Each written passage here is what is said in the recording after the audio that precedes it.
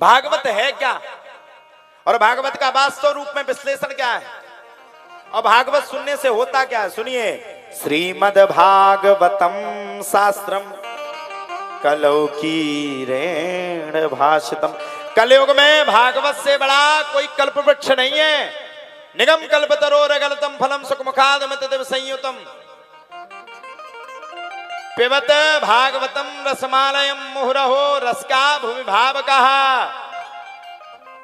कलकाल में भागवत से बड़ा कोई रस नहीं है। भागवत गला हुआ रस है, सड़ा हुआ नहीं, गला हुआ। भागवत वास्तव में विश्लेषण लक्ष्य है। और सुनिए, भागवत के अंदर जितने भी रूप हैं, जितना ये लिखा रहता ना श्रीमद् भागवत महापुराण, एक एक शब्द में सूत जी महाराज ने गागर में सागर भरने का काम किया है। पहला शब्द श्री, श्री मतलब राधा, श्री मतलब ऐश्वर्य और श्री मतलब लक्ष्मी। अच्छा एक बात बताइए, भागवत के अंदर श्री शब्द का उपयोग क्यों किया गया? सबसे पहले श्री शब्द है। हम लोग जब गाते हैं तो श्री राधे कहते हैं, कहते कि नहीं? और जब दीपावली आती है तब अपने अपने अपने दरवाजों पर लिखते हैं श्री लक्ष्मी दिव्यै नमः। और सूत जी महाराज ने, वेद व्यास जी महाराज ने भागवत के अंदर अंतरकालीन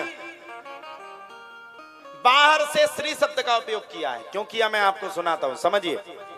एक बार की बात है, श्री वेद व्यास जी महाराज सरस्वती नदी के तट पर बैठ करके विराजमान होकर के भागवत महापुराण की रचना कर रहे थे, संरचना लिख रहे थे।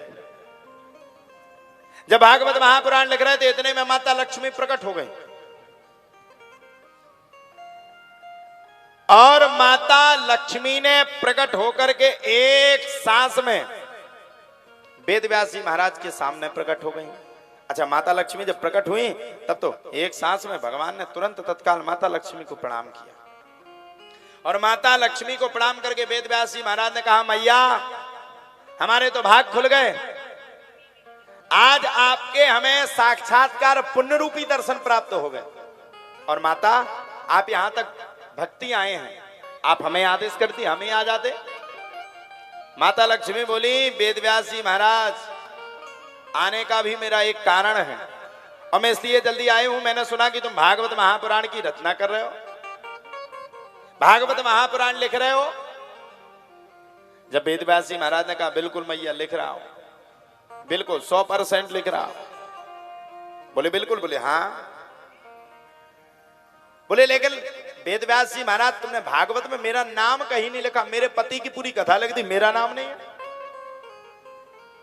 वेद व्यास जी महाराज ने कहा, मैया भागवत के अंदर आपका ही नाम है।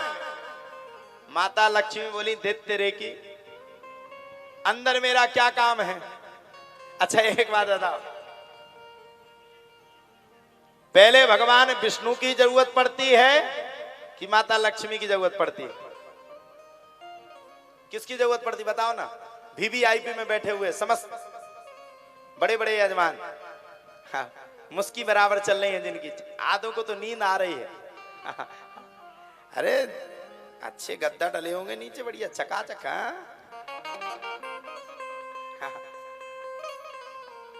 और वीआईपी तो वीआईपी है। बताइए बताइए ना, लक्ष्मी की। अच्छा एक बात बताओ, लक्ष्मी नहीं होगी तो क्या ये टेंट लग पाएगा? लक्ष्मी नहीं होगी तो क्या एडवर्टाइज हो पाएगा? लक्ष्मी नहीं होगी तो क्या हम लोग आ पाएंगे? आने का मतलब टिकट किराया कौन करवाएगा? लक्ष्मी। लक्ष्मी नहीं होगी तो क्या कलश यात्रा हो पाएगी? अरे सब हटाओ, यहां तक कि अगर लक्ष्मी नहीं हुई तो एक बात बताओ, क्या तुम लोगों को पीने के लिए पानी मिलेगा? वहां देखो पीछे कैंपर रखे हैं, पैसा के आएगी नहीं? बताओ, आए पैसा की नहीं आए? पत्नी ही लक्ष्मी होती है और जिसको लक्ष्मी मिल जाए ना, समझ लो उसके जीवन का कल्याण हो जाता है। एक होती है लक्ष्मी और एक होती है कुलक्ष्मी। और जिसको अगर लक्ष्मी मिल गई तो बस कल्याण है। अब माता लक्ष्मी ने कहा भैया मेरा अंदर नाम क्यों लिख रहे हो, कलयुग आने वाला है, कलयुग में साउंड सर्विस आने वाली है, कलयुग में 1-1 रुपया का खर्चा रहेगा, इसलिए एक काम करो, कलकाल में मेरा नाम सबसे पहले पृष्ठ पे लिख दो। इसलिए वेद व्यास जी महाराज ने श्री शब्द का प्रयोग सबसे आगे किया। और कहा जाता है जिसके यहाँ भी भागवत कथा होती है शुरुआत में परेशानी जरूर आती है, लेकिन जब भागवत महापुराण बैठ जाती है तब लक्ष्मी मैया अपने आप बरसात करते हुए चली आती है।